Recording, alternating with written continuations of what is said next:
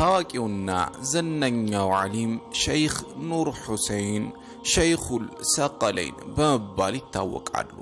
ትርጉሙም የሁለት ታላላቅ ነገዶች ወይም ደግሞ የጀግኖችና የሰዎች ሸይኽ ማለት ነው።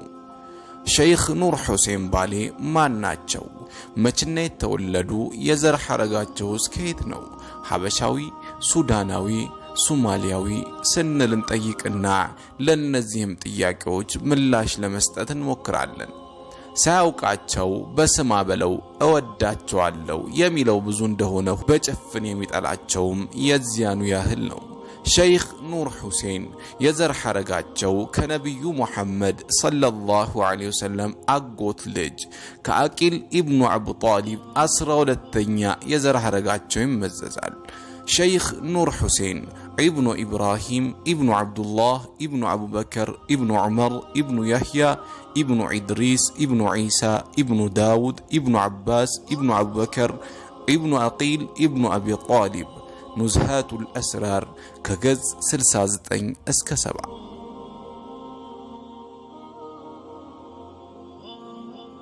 በመሆኑም አረባዊ ዜጋ ያውም ቁረይሺ ሆነው እናገኛቸዋለን። ይህም ረቢዑል ቁሉብ በሚለው መጽሐፋቸው ላይ ማየት ይቻላል።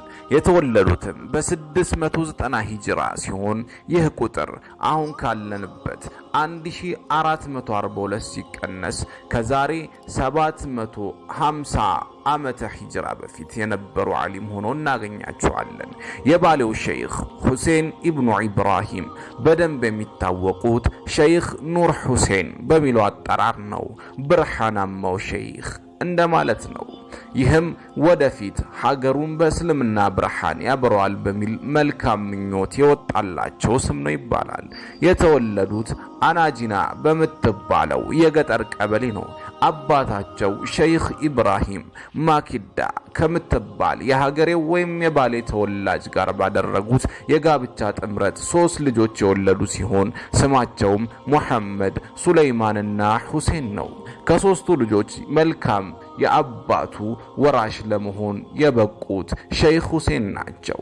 ሸይኽ ሁሴን ዕውቀትን ለመቀበል ባሳዩት ትጋትና ለፈጣሪያቸው ከነበራቸው ገደብ የለሽ ፍራቻ የተነሳ ለወራሽነት እንደበቁም የአፈ ታሪክ ምንጮች ረቢዑል ቁሉብ ይተርካሉ።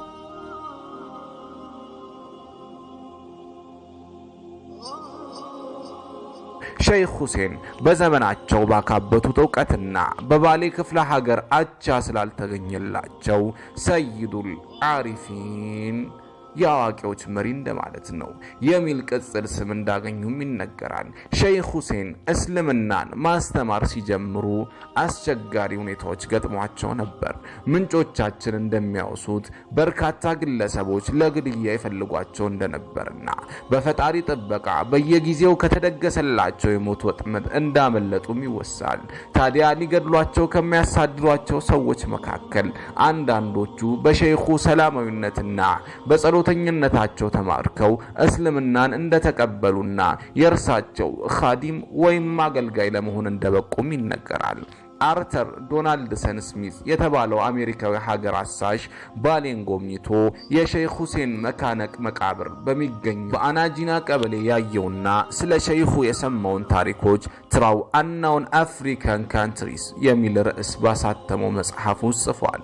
20ኛው ክፍለ ዘመን ሲበትም ማርሺል ሲ ሳልሺያክ የሚባለው የካቶሊክ ሚስዮናዊ ሸይኽ ሁሴንን የተመለከቱ ታሪኮችን በጽሑፍ አስፍሯል።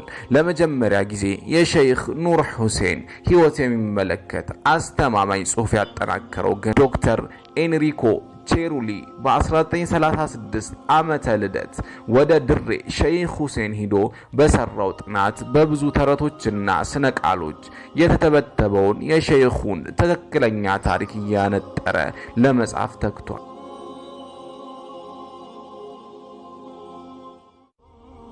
በ1950ዎቹ ደግሞ ዶክተር ጆን ስፔንሰር ትርሚንግሃም የሸይኽ ኑር ሁሴንን ሕይወትና ስራዎች የሚያሳዩ ተጨማሪ መረጃዎችን አቀብለውናል።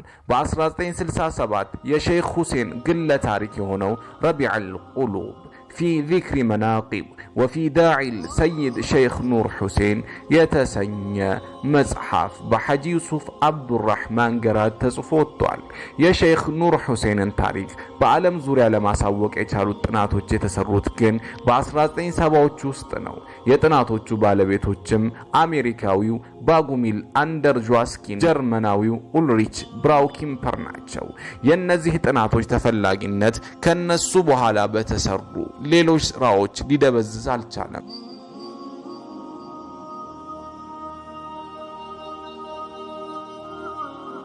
በዚህ ንዑስ ክፍል ለቀረበው ታሪክ መሰረት የሆነው ፕሮፌሰር ብራውኪምፐር ጥናታዊ ጽሑፍ ሲሆን ከሌሎች የሰነድ ምንጮች የተገኙ መረጃዎች የቱፊት መሪዎችና የራሴ ምልከታዎች እንደ ግብአት አገልግሏል ይላሉ ጸሐፊው ያም ማለይህ የሼኽ ሁሴን ባሌ አባት ሼኽ ኢብራሂም ወደ ሐበሻ የመጡት ዱንያዊና ዓለማዊ ጸጋ ፍለጋ ሳይሆን ዳዕዋን ወይም ኢስላም